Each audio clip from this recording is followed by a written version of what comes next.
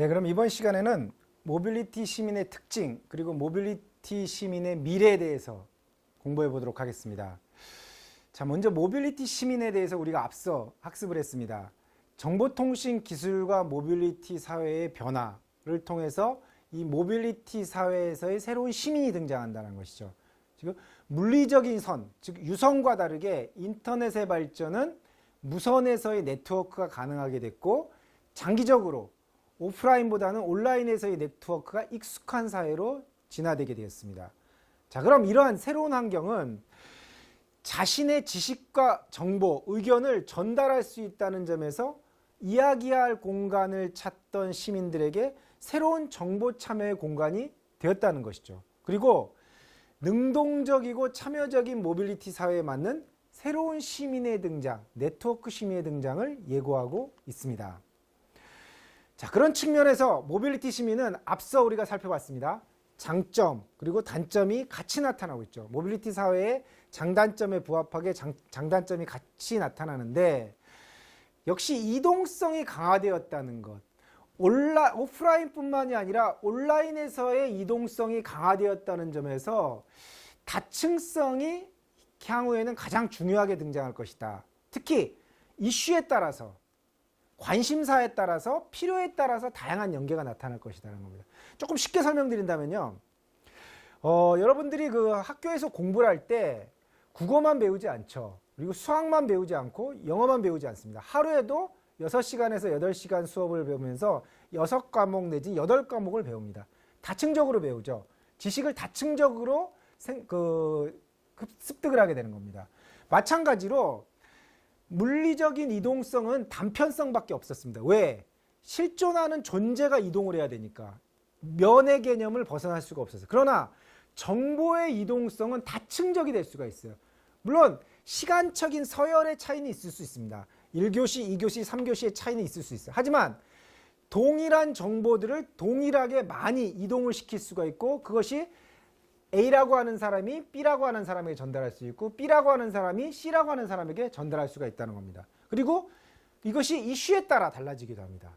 내가 좋아하는, 제가 좋아하는 것이 커피 동호회예요. 이 커피와 관련된 정보를 얻고 싶습니다. 그러면 가상 공간, 온라인 공간에서 정보를 얼마든지 얻을 수 있습니다. 그리고 관심사에 따라서, 저는 취미 생활을 하고 있는데 그 취미 생활이 바둑입니다. 이 바둑과 관련된 정보를 얻고 싶습니다. 이 관심사에 따라서 정보를 얻을 수가 있습니다. 그리고 필요에 따라서, 제가 이번에 급하게 알고 싶은 정보가 있는데 이것 좀 알려주세요. 이런 식의 필요에 따라서 정보를 얻을 수가 있어요. 이렇듯이 오프라인 공간과는 다르게 온라인 공간은 다양한 형태, 한 사람이 이슈에 따라서, 관심사에 따라서, 필요에 따라서 연계가 되고, 그 필요에 따라 연계가 되면서 그 정보가 다층성을 가지고 나타난다는 겁니다. 그래서 과거에는 지리적 한계로 인해서 한 개인이 소수의 네트워크에만 연계가 가능했지만, 정보통신 기술의 발달은 이제 개인이 참여할 수 있는 다수 또는 수십 개 이상의 연계가 가능한 특성이 나타난다는 점입니다. 자, 이것은 과거의 산업사회와는 전혀 다른 현상이라고 할 수 있겠죠. 즉, 과거 산업사회에서는 지리적인 한계로 혈연이라든가 학연이라든가 지연, 여기에만 소수 네트워크가 가능했습니다. 그러나 정보통신 기술이 발전하면서 앞서 말씀드렸듯이 이슈에 따라서, 관심사에 따라서, 필요에 따라서 혈연, 학연, 지연이 아니래도 얼마든지 다층적인 네트워크를 구성하고 있고, 시간에 따라서도 다양한 정보를 볼 수가 있다는 것입니다. 자, 그런 측면에서 모빌리티 시민은 단순한 이동성 차원을 가진, 이동성만을 강조한 시민이 아니라는 거예요. 바로 복합적 특성을 가진다는 겁니다.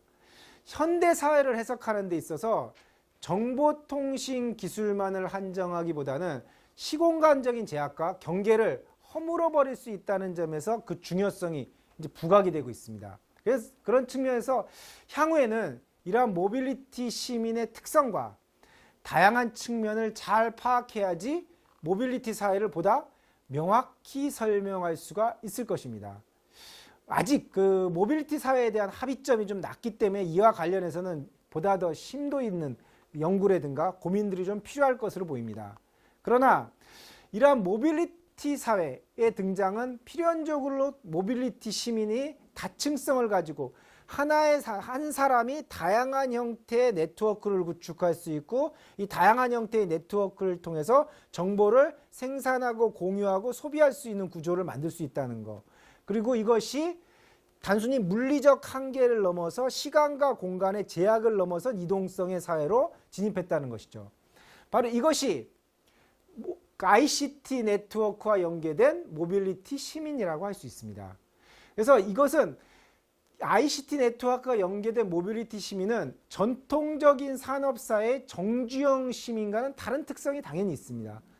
가장 중요한 것이 역시 이동성이죠. 역시 정보의 이동성이 가장 중요한 고리이기 때문에 그렇죠. 여기에다가 공동체와 집단성. 앞서 지난 시간에 이야기 드렸습니다. 집단을 만들기가 편해요. 그 이전에는 내가 관심을 가지고 있는 분야에 대해서 다른 사람을 모으기가 쉽지가 않았습니다.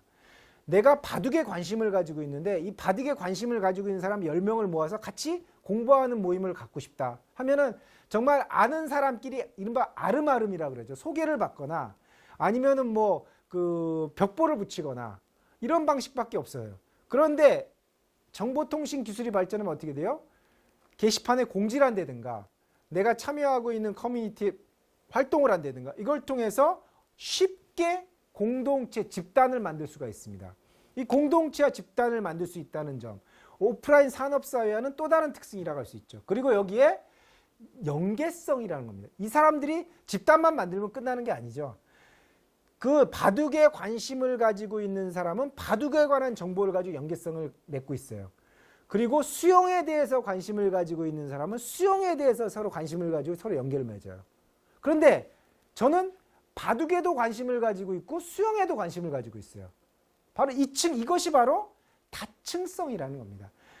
사람은 하나의 관심사만을 가지고 있지 않죠. 여러 개의 관심사를 같이 가지고 있어요. 그렇기 때문에 일견 하나의 관심사인 것처럼 보이지만 나는 게임에도 관심이 있고 바둑에도 관심이 있고 그리고 영어 공부에도 관심이 있고 그리고 여행에도 관심이 있다. 이렇게 사람은 다층적 측면이 있어요. 그런데 이 다층적 측면들을 어떻게 하면 이것을 그 많은 사람들이 같이 공유하게 할 것이냐. 그것이 가능하게 한 것이 바로 ICT 네트워크에 연계된 모빌리티 사회라는 겁니다. 왜? 이 다층적인 측면을 다양하게 보여줄 수가 있기 때문에 그렇습니다. 그래서 단순히 정보의 이동성을 강화함을 통해서 다양한 형태의 다층성까지 만들 수가 있다는 것. 즉 네트워크를 기반으로 해서 실물과 정보, 지식이 이동하면서 상호작용하는 창조적 시민의 유형이 바로 모빌리티 시민의 가장 큰 특성이라고 할 수 있을 것입니다. 자, 그러면은 이러한 모빌리티 시민의 다층성을 어떻게 해석해야 되느냐? 많은 학자들이 이 다층성에 대해서 해석하고 있습니다. 그러나 가장 잘 설명하고 있는 그 연구자가 베르 웰만이라고 하는 학자가 네트워크화된 개인주의라는 해석입니다. 즉 사람들은 네트워크로 연결되어 있지만 각각의 특성이 다 다르다라는 거예요. 그 개인적인 관점이 틀리기 때문에 복잡해 보이고 다층적인 측면도 같이 있고 그리고 모든 사람들이 서로 연결되어 있는 개인주의 특성으로 나타난다라는 겁니다. 그래서 모빌리티 사회 운영 시스템은 제한된 관계에 한정되었던 인간 사회를 재구성하고 있고요. 정보통신 기술을 통해서 연계된 네트워크형 모빌리티 시민은 집단성을 가지고 있지만 한편으로 개인적인 속성을 동시에 가지고 있습니다. 그래서 네트워크 기술과 전략을 발전시키고 유대관계를 서로 유지하거나 수많은 중첩된 네트워크 간의 관계를 균형을 유지하는 방법을 알 수가 있다는 겁니다. 그런 측면에서 모빌리티 사회에서의 네트워크화된 개인들이 진화하는 세상 속에서 살아가면서 겪는 다양한 그런 경험, 기회와 도전을 제공하게 될 것이라는 것이죠. 즉 개인으로 존재하지만 언제든 집단화할 수 있고 개인으로 존재하지만 언제든지 집단화할 수 있는 것이 바로 정보의 이동성 때문에 그렇고 이 정보의 이동성이 자유롭게 한 것은 그 촉진제가 바로 정보통신 기술이 보편적으로 확산되었기 때문이라고 할 수 있습니다. 그런 측면에서 보면 이 정보통신 기술을 통해서 연결된 시민, 바로 우리가 얘기하는 모빌리티 시민은 호모 모빌리언스, 정보통신 기술을 통해서 연결된 시민하고 같은 개념이다라고 봐도 무방할 것 같습니다. 자, 그러면 이러한 모빌리티 시민은 어떠한 미래의 전망을 가지고 있을까요?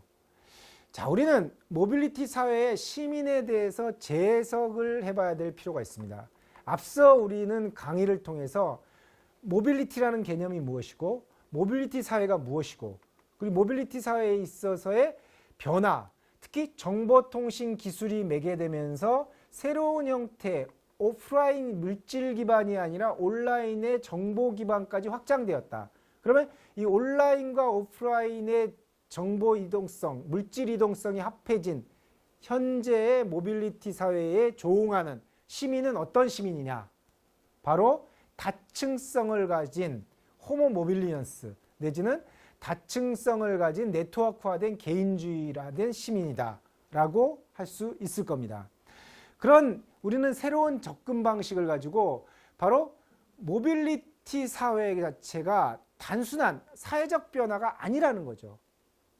그래서 사회 전반의 새로운 혁신적 진전으로 우리는 간주해야 될 것입니다. 왜? 사회가 변화되고, 그리고 이 사회가 변화되면서 사람이 변화되고, 사람이 변화되면서 시민이 변화되고, 시민이 변화되면서 또 한 단계 상승, 변증법적으로 상승되어서 사회도 같이 거기에 조응해서 새로운 변화가 만들어지고, 이것이 새로운 측면으로 나타나고 이것이 공진화된다는 거 보통 이야기합니다. 상호 진화되는 것이죠. 사회가 사회 스스로만 진화하는 것이 아니고, 사람이 사람 스스로만 혼자서 진화하는 것이 아니라 사회와 사람이 결합되어서 서로 상호작용하고 영향을 미치면서 공진화된다는 것이죠. 바로 미래 모빌리티 사회의 시민은 바로 이러한 형태가 될 것이라는 겁니다. 정보통신 기술은 계속 발전할 겁니다. 정보통신 기술이 발전하면 발전할수록 ICT 기반 모빌리티 사회의 정보 이동성은 더 빨라질 거고요. 더 복잡해질 겁니다. 그럼 이 더 빨라지고 복잡해진 모빌리티 사회에 적응하는 시민이 나타날 수밖에 없죠. 그리고 이 적응하는 시민은 한 단계 또 다른 아이디어를 제공하면서 사회의 변화를 만들 것입니다. 이 사회의 변화를 만들어서 이것이 결국에 어떻게 돼요? 서로 상호작용하면서 새로운 한 단계 도약을 이룬다는 거죠. 이것이 공진화의 단계라고 할 수 있습니다. 그래서 모빌리티 사회를 우리는 단순하게 이동성이 강한 사회로만 한정해서는 너무 좁은 관점이라는 거예요. 이동성의 사회를 보다 더 폭넓은 다차원적으로 볼 필요가 있다. 다층적으로. 물질사회, 오프라인의 물질사회와 온라인의 가상사회를 같이 봐야 된다는 겁니다. 그래서 모빌리티 사회는 미래지향적인 신사회를 의미하고 정주형 인간이 이동하고 새로운 사회와 관계망을 구축할 수 있다는 점에서 과거와는 질적으로 다른 사회가 될 것이라는 점입니다. 자, 그래서 우리는 정보통신 기술의 발전이 앞으로 얼마만큼 모빌리티화를 촉진할 것이냐. 사실 이것을 예측하기는 쉽지가 않을 겁니다. 왜? 정보통신 기술의 발전이 시시각각으로 발전을 하고 있고, 아마 여러분들이 가장 느낄 수 있는 정보통신 기술의 발전은 바로 스마트 기기들일 겁니다. 스마트폰이죠. 스마트폰을 보면은 매년마다 신기술이 장착된 스마트 기기들이 등장을 해요. 이 신기술이 장착된 스마트 기기가 등장하면 또 그것을 사람은 어떻게 배우게 되죠. 배우면서 또 내가 필요한 부분이 뭐가 있는데 이건 좀 개선해야 되겠다라는 요구를 하게 됩니다. 이 개선해야 되겠다는 요구를 하면 또 1년 있다가 이 개선할 요구사항을 받아들여서 또 다른 새로운 한 단계 더 업그레이드된 기기가 나오게 됩니다. 사회도 마찬가지라는 거죠. 사회에 사람은 쫓아만 가는 것이 아니에요. 거기에 단순히 순응하고 따라만 가는 것이 아니라 요구를 하게 됩니다. 이게 모빌리티 사회의 변화인데 모빌리티 사회에서도 장단점이 있는 것 같아요. 이 장단점이 있기 때문에 단점을 최소화하고 장점을 극대화해야 됩니다. 이것을 요청을 하게 되죠. 그러면 사회는 어떻게 돼야 될까요? 사람이 모여 있는 것이 사회이기 때문에 결국에는 사회도 변화를 해야 된다는 것이죠. 이것이 서로 한 단계 변화하고 한 단계 변화하고 한 단계 변화 한 단계 이것이 서로 공진화되는 관계가 계속 이어질 거라는 겁니다.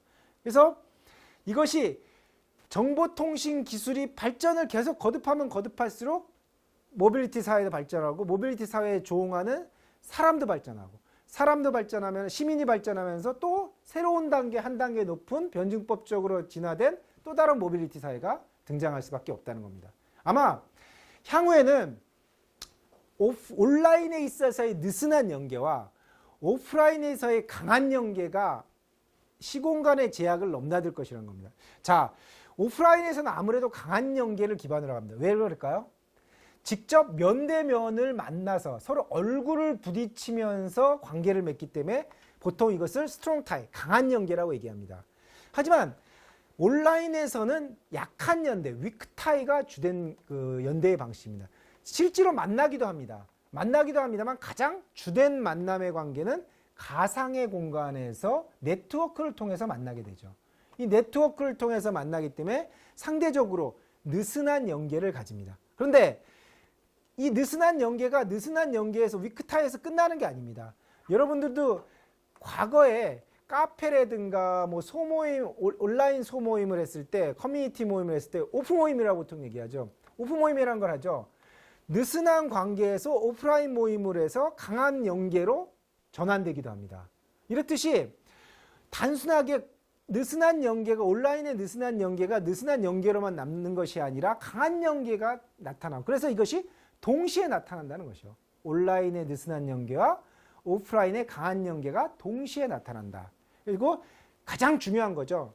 역시 정보통신 기술이 발전하면서 이 시공간의 제약이 없어졌다는 겁니다. 이 시공간의 제약을 넘나드는 새로운 형태 이동성 시민으로 등장한 것입니다. 자, 그래서 모빌리티 시민은 각자의 정체성을 가지고 개별적으로 행동할 것이고 특정한 사안에 동의할 때는 그 개별성을 유지하고 공동으로 행동할 것이라는 것이 앞으로 미래의 모빌리티 시민이라고 할 수 있습니다. 그래서 정보통신 기술을 기반으로 하는 참여하는 주체적 시민이 스마트 기술로 첨단화하며 정보를 가지고 온라인과 오프라인을 넘나드는 시민, 바로 모빌리티 시민으로 한 단계 한 단계 더 진화할 거라는 겁니다. 그래서 온라인적 감성과 오프라인적 현실 감각을 가지고 있으며 이동성을 바탕으로 다양한 사회관계를 재구성하는 능력을 가지고 있다고 할 수 있습니다. 자, 그런 측면에서 이 모빌리티 시민은 참여지향적 시민, 네트워크로 연계된 시민, 온라인과 오프라인을 넘나드는 디지털 유목민을 특징으로 하는 시민이다 라고 압축적으로 이야기 드릴 수 있습니다. 지난 강의에서 제가 모빌리티 시민은 참여지향적 시민이라고 얘기했습니다. 그리고 네트워크로 연계된 시민이라고 얘기했습니다. 그리고 온라인과 오프라인을 넘나드는 디지털 유목민을 특징으로 한다고 했습니다. 바로 이것이 같이 나타나는 시민, 바로 이것이 모빌리티 시민이다 라고 정의할 수 있습니다. 이처럼 모빌리티 사회, 새로운 사회가 등장하면은 서로의 공동의 문화를 만드는 것도 서로 공유하게 됩니다.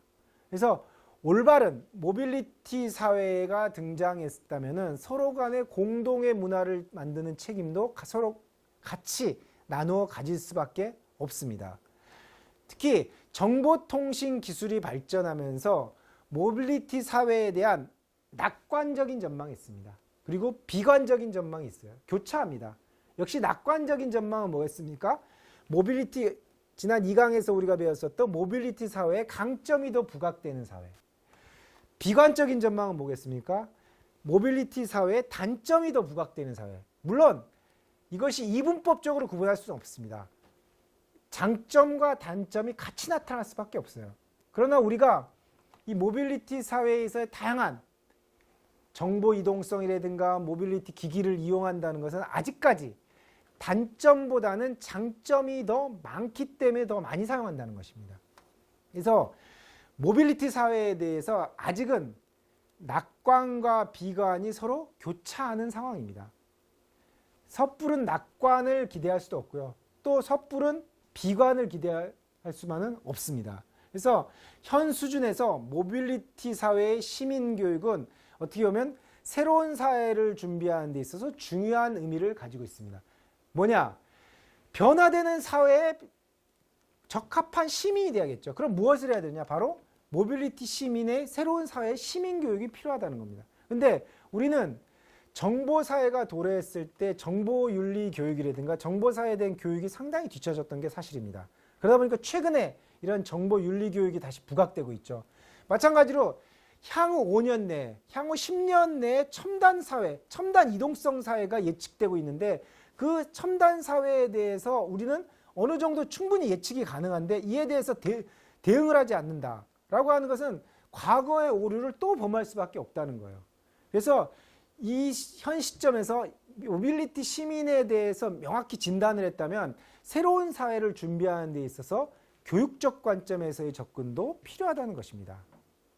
자, 그래서 정보통신 기술을 기반으로 해서 참여하는 주체적 시민이 될 수 있게 새로운 교육 기반이 만들어져야 될 것이고, 그리고 당연히 정보를 이용해야 되겠죠. 그러면 정보통신 기술의 기술적 능력도 제고를 시켜야 될 것입니다. 그래서 소통과 행동을 같이 할 수 있는 그러한 시민으로서 교육을 받아야 될 것입니다. 그래서 모빌리티 사회의 미래 시민은 어떠한 특성이 예측되느냐? 첫 번째, 네트워크 지향성이 강할 거라는 겁니다. 당연하겠죠. 보다 많은 네트워크에 연결되어 있다는 것은 네트워크에 연결되지 않으면 않을수록 결국 그 네트워크로부터 소외된다는 겁니다. 뭐 청소년들이 흔히 하는 얘기로 뭐 인사이드 아웃사이드에서 인싸 아싸 뭐 이런 식으로 표현을 합니다. 그렇죠? 마찬가지로 점점 더 네트워크에 속해 있는 경우가 많은 사람, 이것이 앞으로 미래지향적인 모빌리티 사회의 시민이 될 수밖에 없습니다. 그래서 네트워크 지향성이 강한 시민이 될 것입니다. 그리고 두 번째, 소통과 집단화도 쉽지만 개인화도 쉬운 시민입니다. 그러니까 소통을 하면서 정보의 이동성이 강하기 때문에 그 정보를 매개로 해서 게시판에 공지한다든가 다른 사람에게 메일을 보낸다든가 해서 집단화도 쉽게 할 수 있어요. 그런데 그렇다고 해서 완전히 나의 100% 모든 것을 투입하는 것이 아니라 개인화도 쉬운 시민의 영역이라는 겁니다. 그러니까 이중성을 갖고 있다는 것이죠. 집단화할 수 있는 속성과 개인화할 수 있는 속성. 즉 진입장벽이 없기 때문에 그렇습니다. 언제든지 내가 관심을 가지고 있는 바둑동호회 활동도 할 수 있지만 바둑동호회 활동이 시들해지면은 나는 수영동호회로 언제든지 바꿔 탈 수 있어요. 이렇듯이 개인화도 쉬운 시민이 된다는 겁니다. 그리고 물리적 공간과 시공간이 제약이 없는 시민이라는 겁니다. 당연하겠죠. 산업사회에 있어서의 물리적 공간, 그리고 정보사회에서의 시공간의 제약이 없는 두 가지를 같이 결합된 형태의 시민이 등장한다는 겁니다. 그리고 가장 중요하게 개인화된 정보 이동성을 가졌다. 내 스스로 정보를 만들 수가 있다는 거예요. 이건 정말 큰 변화라고 할 수 있죠. 과거에는 내가 정보를 만드는 방식이 상당히 어려웠어요. 책을 쓰거나 아니면 신문에 글을 쓰거나 아니면 뭔가 개인이 연구한 것을 발표하거나 이런 거에 불과했습니다. 그런데 이제는 쉽게 내 생각을 전달할 수가 있어요. 소셜미디어를 통해서도 할 수 있고요. 게시판에 글을 쓸 수도 있습니다. 포털사이트 뉴스 게시판에다 댓글을 달 수도 있어요. 다른 사람의 게시물에도 댓글을 달 수 있습니다. 이렇듯이 내 개인화된 정보 생산 능력이 있기 때문에 이 개인화된 정보 생산 능력을 가지고 다양한 활동들을 할 수 있고 이 이동성이 강하다는 것입니다. 이것이 바로 모빌리티 사회의 어떤 미래 시민의 특성이라고 할 수 있습니다. 그래서 한편으로는 좀 중앙 집중식 국가와 시장의 운영을 거부할 수도 있습니다. 자, 그런데 모빌리티 시민이 긍정적인 측면만 있느냐? 사실 우려되는 측면도 몇 가지가 있습니다. 역시 급격한 정보화, 모빌리티화로 인해서 인간 이성의 혼란과 인식론적인 지체 현상, 역시 이제 너무 급격하게 변화되니까 따라가지 못하는 거죠.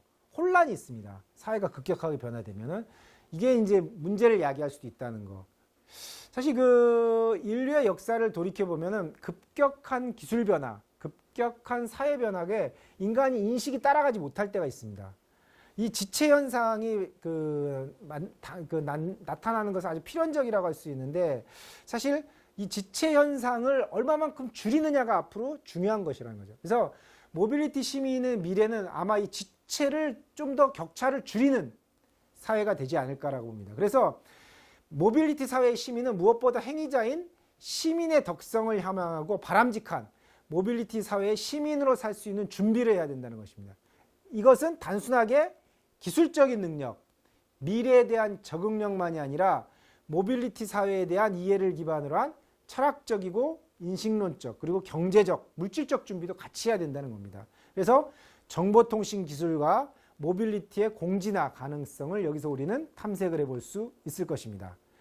바로 여기서 본다면은 정보통신 기술과 모빌리티 시민은 이제 결합이 되어야 된다는 것이죠.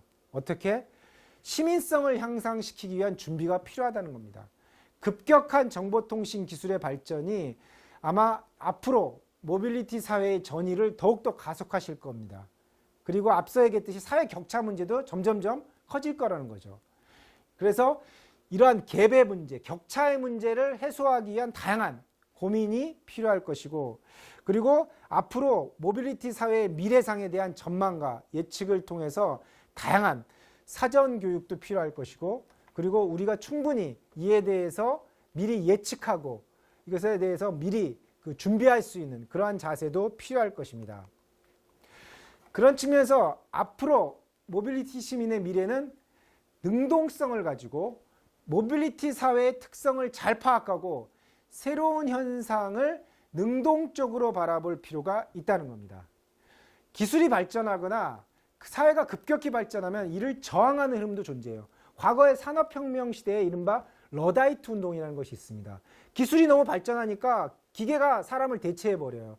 기계가 사람을 대체하니까 쫓겨난 노동자들이 어떻게 하느냐, 밤에 공장을 습격해가지고 기계를 파괴해버렸습니다. 이게 이제 러다이트 운동인데, 마찬가지로 역시 저항하는 흐름도 존재할 수 있습니다. 하지만 결국 이 산업혁명 시기의 러다이트 운동이 실패했죠. 마찬가지로 결국 사회 변화, 기술의 변화가 하나의 추세, 흐름이 된다면은 이 저항하는 흐름이 존재는 할 것입니다. 하지만 이것이 사회 변화 자체를 바꿀 수는 없을 거라는 거죠. 그래서 모빌리티 사회 역시 급격히 진행된다면 일부 부작용도 있을 겁니다. 그러나 앞으로 모빌리티 사회, 모빌리티 시민의 등장을 피할 수 없다면은 오히려 적극적으로 개조하는 자세도 필요할 것 같습니다. 앞서 우리가 제기한 모빌리티 사회의 시민의 단점을 최소화하고 장점을 극대화하는 것이 필요할 겁니다. 그리고 물리적 제약이 없고 시공간의 제약이 없는 시민은 인류 사회의 새로운 혁신을 주도할 수도 있을 겁니다. 그래서 이런 모빌리티 사회의 새로운 시민, 모빌리티 시민이 등장이야말로 인류 사회의 새로운 혁신을 주도할 수도 있다는 겁니다. 즉 열린 마음과 개방적인 자세로 사회와 현상을 바라보는 지혜가 필요한 것이고, 이것이 바로 바람직한 모빌리티 시민의 미래라고 할 수 있습니다.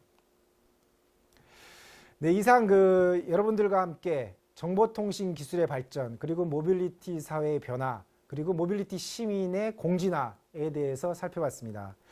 아마 다양한 영역의 새로운 분야의 학문이기 때문에 많은 부분은 아직도 정립 과정에 있습니다. 그렇기 때문에 향후에 보다 많은 연구가 진행되고 또 학자들 사이에서도 많은 논쟁이 진행되리라 생각됩니다. 그렇지만 분명한 것은 정보통신 기술이 발전하면서 인간의 이동성은 보다 더 다층화되어서 나타나고 있고, 전통적인 산업사회의 이동성 플러스 가상공간의 정보 이동성까지 중첩적으로 나타나면서 아주 복잡화되고 있다는 것이 사실입니다. 그러면 앞으로 이러한 모빌리티가 고도로 발전하는 사회, 모빌리티 사회에 적합한 시민으로 살기 위해서 우리는 어떻게 준비를 해야 될 것인가, 바로 이 점이 오늘 강의에서 여러분들과 같이 논의한 주제라고 할 수 있습니다. 네, 오랜 시간 수고하셨습니다. 감사합니다.